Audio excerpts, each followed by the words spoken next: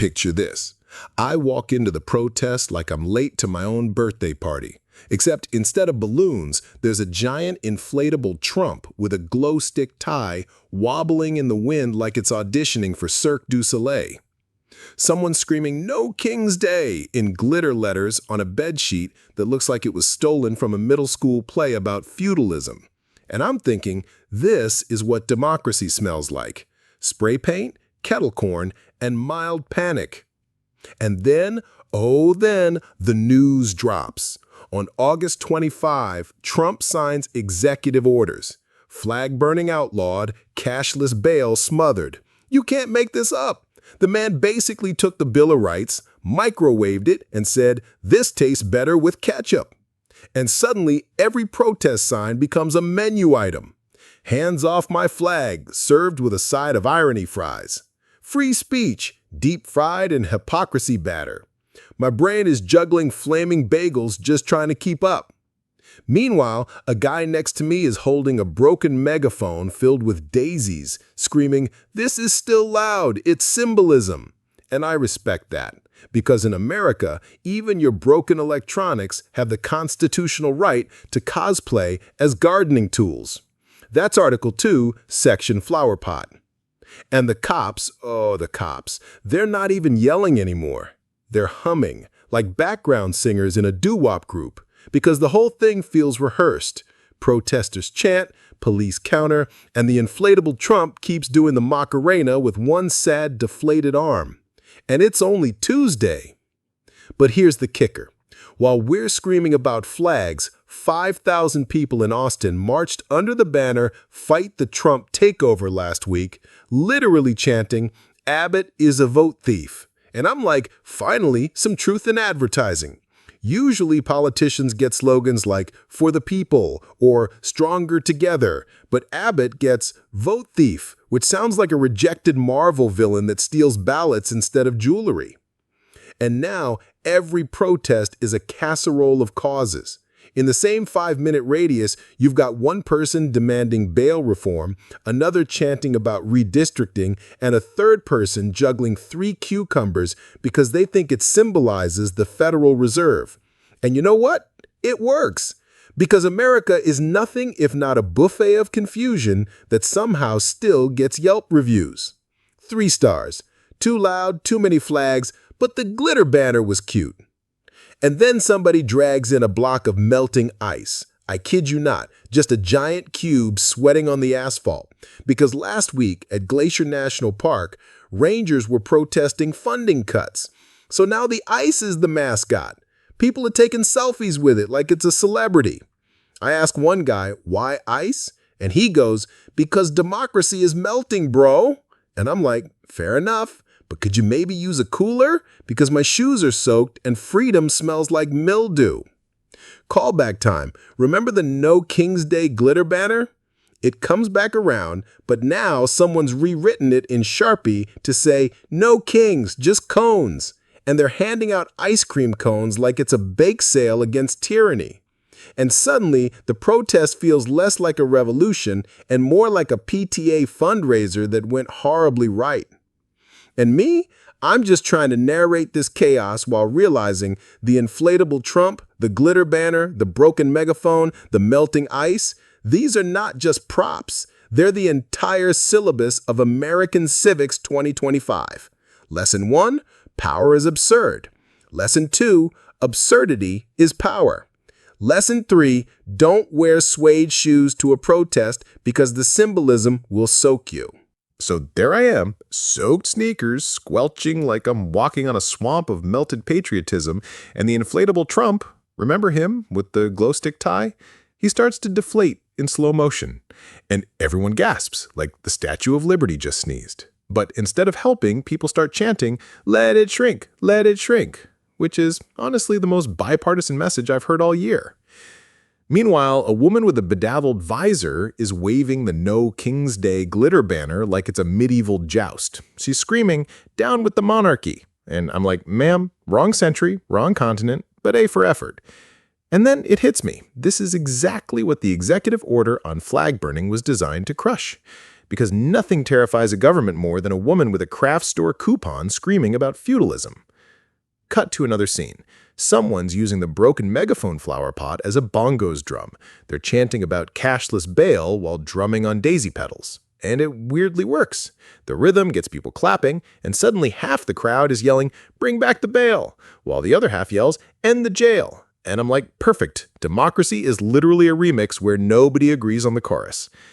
And let's not forget, just last week, federal checkpoints popped up in D.C. after Trump's crackdown. Imagine walking to Starbucks and being stopped by a guy in riot gear who asks, "Are you here for a latte or the revolution?" And your answer determines whether you get oat milk or a subpoena. The absurdity is baked in, like democracy is one giant improv show, and the suggestion from the audience was tyranny, but make it jazz.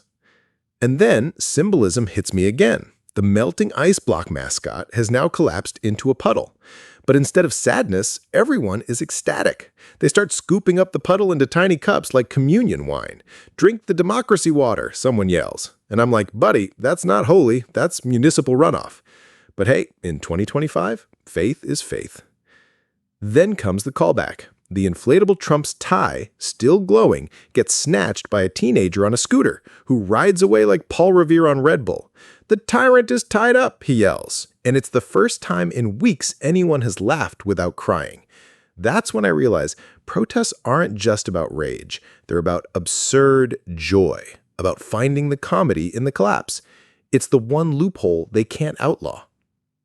And somewhere in the background, a brass band shows up. Where'd they come from? Nobody knows. But they're playing Yankee Doodle in a minor key, and it sounds like Tim Burton directed the 4th of July.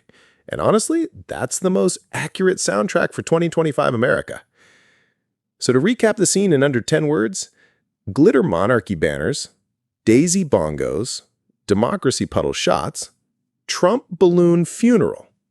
And I think this isn't chaos. This is choreography. And the next act is about to begin.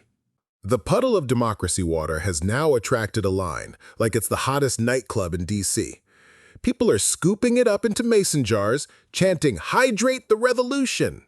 And I'm standing there thinking, imagine explaining this to George Washington. Yes, sir, the people did rise up with eco-friendly straws. Meanwhile, the No King's Day glitter banner has been taped to a park bench, but someone crossed out kings and wrote billionaires. And suddenly the chant changes, "No kings, no billionaires." It's basically Robin Hood cosplay, except instead of stealing from the rich, they're just stealing Wi-Fi from the Starbucks across the street. And here comes a man dressed like a park ranger. Turns out he's one of the folks from Glacier National Park who drove all the way down because the cuts there are so deep, they're using duct tape to hold up the visitor center. He's carrying a shovel, chanting, "Restore the staff." And I'm like, sir, that's both a labor demand and a biblical reference. Congratulations. Back to the inflatable Trump corpse on the pavement. People are treating it like a fallen idol. One kid climbs inside the deflated skin and starts puppeteering it like Weekend at Bernie's, waving the limp arms at the cops. And the cops? They don't even move. They're just writing citations like, "Sir, you cannot possess a 25-foot political balloon carcass without a permit." But here's the surreal cherry on top. Last weekend in Texas, 5,000 people marched under the Fight the Trump Takeover banner. And now someone brought that same banner here. But it's upside down because apparently democracy is upside down. And everyone nods like, yes, symbolism confirmed. The broken megaphone flower pot is now in a tug of war between two activists. One wants to keep the daisies, the other wants to plant basil. And this is the most American argument I've ever seen. Not guns, not taxes, but whether free speech is better expressed with pesto. And suddenly, callback alert, the teenager on the scooter comes back. Remember him? The Paul Revere with the glow stick tie. Now he's dragging behind him a caravan of scooters like a neon cavalry, all screaming, "The tie shall lead us!" And the protesters cheer as if the glowing tie itself is the new Declaration of Independence.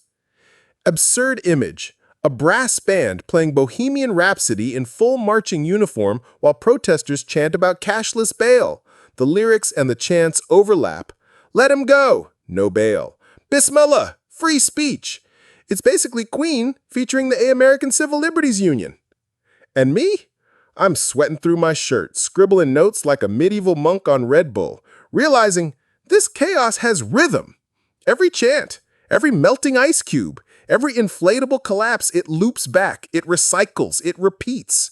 Protest in 2025 is less about progress and more about jazz. Freeform, messy, loud, and somehow beautiful. By now, the air smells like sunscreen, kettle corn, and existential dread. The giant puddle of ice water has spread so wide, people are calling it Lake Constitution. A kid builds a tiny boat out of protest flyers and sets it sailing, yelling, "May the Bill of Rights be unsinkable!" And I'm over here like, buddy, the First Amendment just capsized next to the recycling bin. The glitter banner has evolved again. It now reads, "No kings, no jails, no ICE." And ICE here doesn't just mean immigration raids, but also the literal ice block that melted. Symbolism has never been this hydrated. Suddenly, a group in polar bear costumes marches in, chanting about Glacier National Park. They're sweating buckets. It's August. It's hot, but they refuse to break character. One bear collapses dramatically on the pavement, screaming, "The habitat is gone!" And people applaud, not sure if it's performance art or heat stroke. Cut to the inflatable Trump skin suit. Yes, the kid is still inside, but now he's reenacting the signing of the executive order banning flag burning. He mimes holding a giant Sharpie, then collapses again like an air mattress. People laugh, people boo, and one guy yells, "This is theater!" And honestly, it is. Theater of the absurd, and we've all brought front row tickets. Meanwhile, over at the broken megaphone flower pot, a spontaneous farmer's market has started. Protesters are selling basil, daisies, even one guy selling democracy smoothies. "What's in it?" I ask. He says, "Hope, kale, and just a hint of subpoena." And then there's the callbacks. The neon tie cavalry returns, but this time they've attached the tie to a flagpole, waving it like a revolutionary banner. People kneel, salute, even whisper, "Glory be to the tie." I'm crying and laughing at the same time because America has officially crowned its new symbol, a Party City accessory leading the charge against authoritarianism. And remember those federal checkpoints in D.C.? Someone dressed like a traffic cone just runs through the protest, screaming, "Checkpoints are a pyramid scheme!" No explanation. He vanishes into the crowd. And everyone just accepts it. Because in 2025, if it's loud and orange, it's probably true. Absurd finale for this block. A choir of protesters harmonizing the phrase "hands off" while tossing glitter into the air. Glitter rains down like patriotic dandruff, coating the inflatable Trump, the melting puddle, the basil stand, everything. And I swear to you, in that sparkling chaos, for one brief second, the protest looks like heaven, or at least like Times Square on a discount New Year's Eve. The protest has now turned into what I can only describe as a county fair hosted by Kafka. Someone set up a dunk tank, but instead of water, it's filled with shredded copies of the Federalist Papers. A senator look-alike sits on the platform yelling, "I deserve this," and people line up to throw baseballs. Democracy has never been so carnival. The No King's Day glitter banner is now being used as a picnic blanket. Families are eating granola bars off it, chanting between bites, "Down with monarchs, up with fiber." I'm crying into my snack-sized Doritos because somehow this feels more revolutionary than anything on CNN. And then the news filters through the crowd. Trump's executive orders on cashless bail are sparking lawsuits. A woman in a Lady Justice costume, blindfold and all, is handing out subpoenas like they're flyers for a new yoga class. People are grabbing them, waving them like glow sticks, chanting, "See you in court." It's the first time subpoenas have ever been considered rave accessories. Meanwhile, the melting ice puddle, Lake Constitution, is now a splash zone. Children are stomping in it like it's July 4th fireworks, except every splash is followed by someone yelling, "Protect Glacier Park!" The symbolism writes itself. Nature melting, democracy dripping, sneakers ruined. And then it happens. The neon Thai cavalry returns, this time blasting Eye of the Tiger from Bluetooth speakers duct taped to their scooters. They circle the protest like a glow-in-the-dark militia, and people cheer as if Rocky Balboa just showed up with a petition. But here's the kicker. Someone grabs the broken megaphone flower pot and repurposes it again. This time, it's filled with Jell-O. "This is the jiggle of freedom!" they scream. And the crowd, they nod solemnly, because nothing says liberty like dessert in a cup. Final image of this block. A brass band, now fully glitter-coated, playing the national anthem backwards while juggling cucumbers. Nobody questions it. Everyone claps, because in 2025, absurdity isn't just tolerated, it's mandatory. By now, the protest feels like it's reached a strange halftime show. People are sitting on the pavement eating protest snacks, gluten-free democracy bars, subpoena smoothies, basil sandwiches. But the inflatable Trump skin suit kid, he's still going. He climbs onto a mailbox and starts giving a speech in muffled balloon language. The crowd pretends to understand. They clap wildly, and suddenly the mailbox is the new Capitol. The glitter banner reappears once again, but now it reads, "No kings, no ice, no checkpoints." It's taped to a shopping cart that someone is pushing like a parade float. Inside the cart, the glowing neon tie, elevated like a relic. People kneel before it. "Blessed be the tie," they whisper. I haven't felt this much reverence for polyester since prom night. Meanwhile, the ice puddle has officially evaporated, but protesters are bottling the mud left behind. "This is sacred earth," one man tells me. He offers me a bottle for $5. I buy it. It smells like dirt and kettle corn. But hey, maybe in 2050 it'll be an NFT. Over in one corner, a group is reenacting the Fight the Trump Takeover march from Texas. They've chalked fake district lines on the pavement and are redrawing them with sidewalk chalk every 5 minutes. "See," they yell, "now you live in a different district." A guy sitting on a bench is like, "But I didn't move." And they all scream, "Exactly!" And then, absolute absurdity, the broken megaphone flower pot is turned upside down and used as a helmet. A protester wearing it runs through the crowd yelling, "I am the amendment!"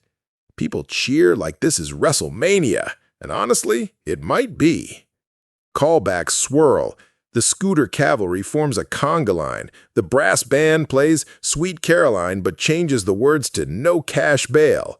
And somewhere, a guy dressed as Abraham Lincoln on stilts is handing out pocket constitutions like candy. Final beat of this block. The crowd unites for a chant. "What do we want?" someone yells.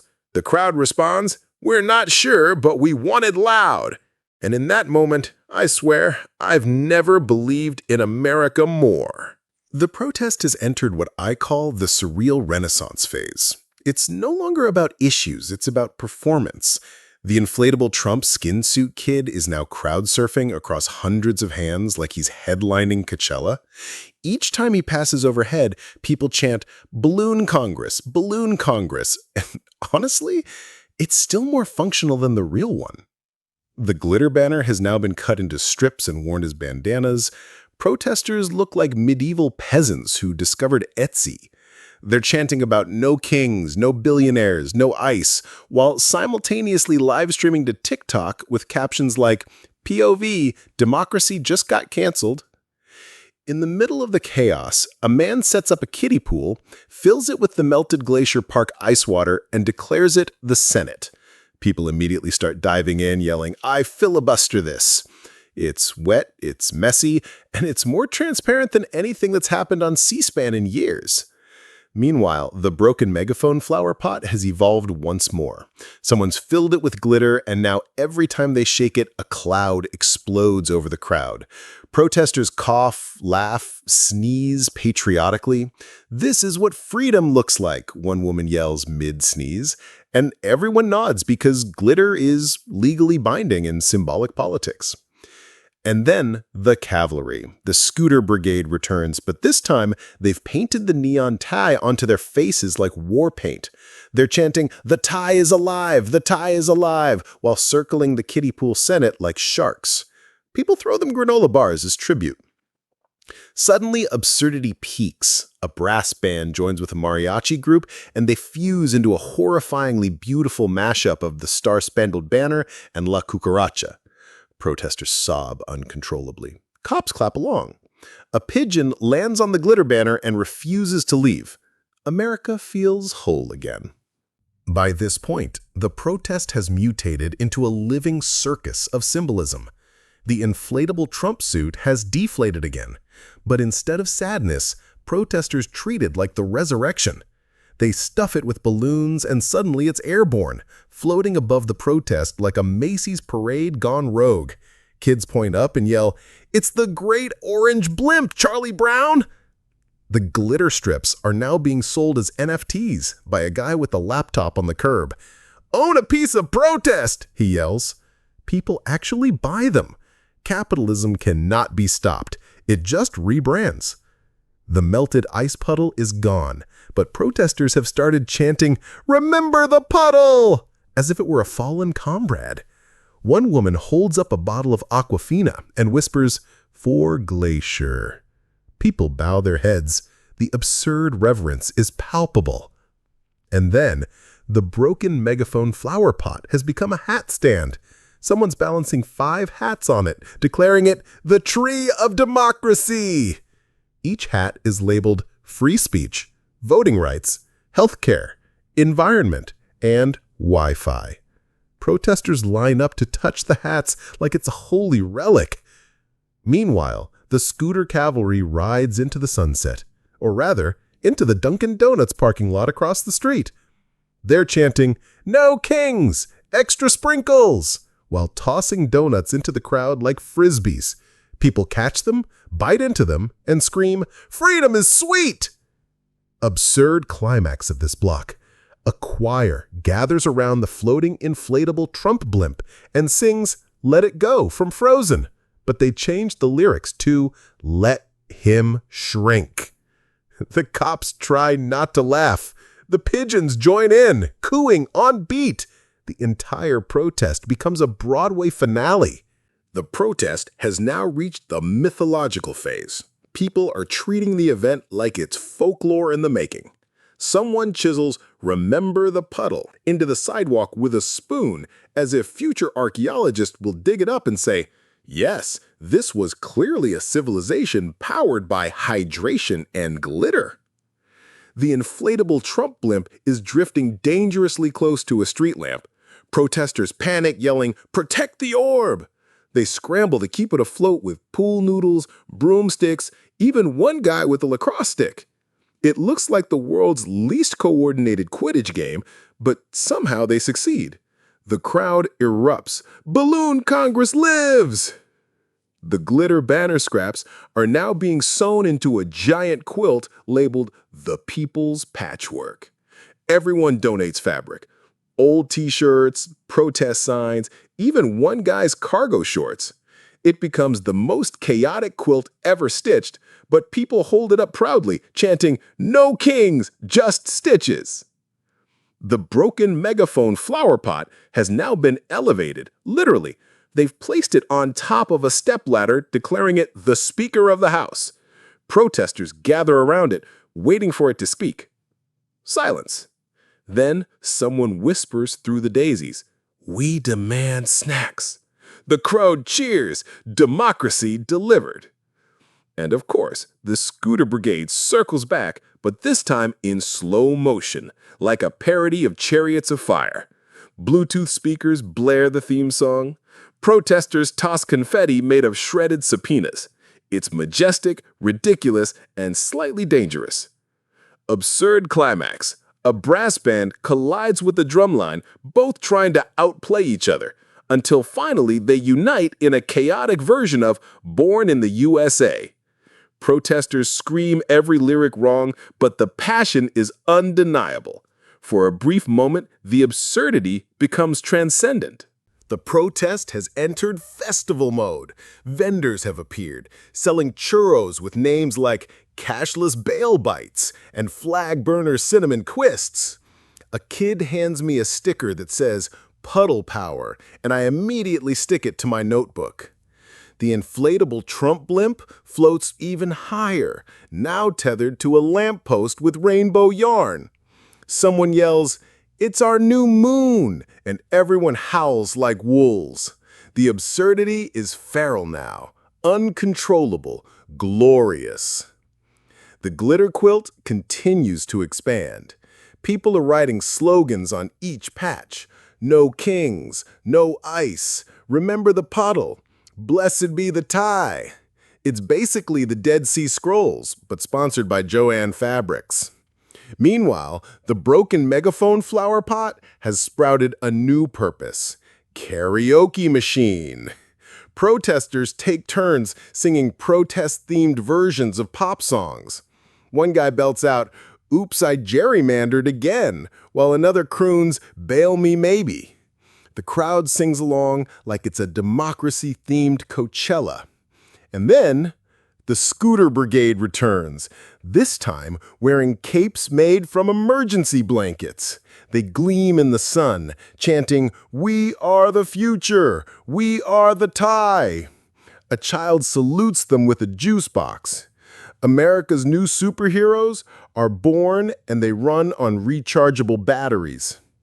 Absurd crescendo, a brass band, a mariachi group, and now a gospel choir all converge, creating a wall of sound so chaotic it shakes nearby car alarms. Protesters cheer louder, dogs bark, pigeons scatter, and in that cacophony, freedom feels loud enough to be real. The protest has now reached biblical proportions. People are standing on crates, delivering fiery sermons through empty paper towel rolls. A man dressed as Moses parts the crowd with 2 foam pool noodles, declaring, "Let my people vote." And honestly, the acoustics are better than most congressional hearings. The inflatable Trump blimp has begun to sag again, drifting downward like a tired parade float. Protesters rush forward, laying hands on it like it's a fallen saint. They chant, "Resurrect the balloon!" And somehow, through sheer force of belief and several leaf blowers, it rises once more. The crowd cheers, weeps, collapses into hugs. The glitter quilt now covers half the park. People are lying on it like it's sacred ground. "This is the Constitution 2.0, one woman yells. A guy adds, "But with more sequins." Everyone applauds. Democracy has never been this sparkly. Meanwhile, the broken megaphone flower pot becomes a podium for a talent show. Protesters perform slam poetry about redistricting, juggle flaming cucumbers, even one guy who claims he can burp the entire Bill of Rights. He gets through the First Amendment, passes out, and is carried away like a hero. And the scooter brigade? They've upped their game. Now they've attached sparklers to their handlebars, weaving through the crowd like patriotic comets. A chant erupts, "Scooters for freedom! Scooters for justice!" And for one insane moment, I genuinely believe scooters might be the backbone of democracy. Absurd finale of this block. The brass band, mariachi group, gospel choir, and a high school marching band all play simultaneously. It's chaos. It's cacophony. It's America in surround sound. And somehow, it works. And then, silence. The music stops, the chants fade, and the inflatable blimp finally collapses for good. People gather around, not with laughter, but with a quiet dignity. The glitter quilt is lifted high, like a new flag stitched by thousands of hands. The broken megaphone flower pot, once ridiculous, is placed at the center, daisies still blooming. In this stillness, the protest transforms. It's not just absurd anymore, it's human. People remember why they came: to resist injustice, to fight for voting rights, to protect the environment, to demand dignity. They see each other, not just as loud voices, but as neighbors, citizens, people bound by something bigger than one banner, one blimp, or one neon tie. A child holds up a sign, "Remember the puddle." Everyone laughs softly, but then they nod. Because yes, the puddle, the tie, the glitter, they were absurd, but they were also proof. Proof that freedom can be silly, messy, loud, and still matter. The scooter brigade parks, forming a guard of honor. The bands set down their instruments. The crowd begins to disperse, but they carry something with them, not just slogans, but solidarity. And as I watch the last glimmers of glitter drift into the evening air, I realize this is protest in America. Chaotic, absurd, funny, furious, but always alive, always a voice, refusing to be silenced. Because in the end, protest isn't just about the noise. It's about the people who make it and the country that still gives them the right to try.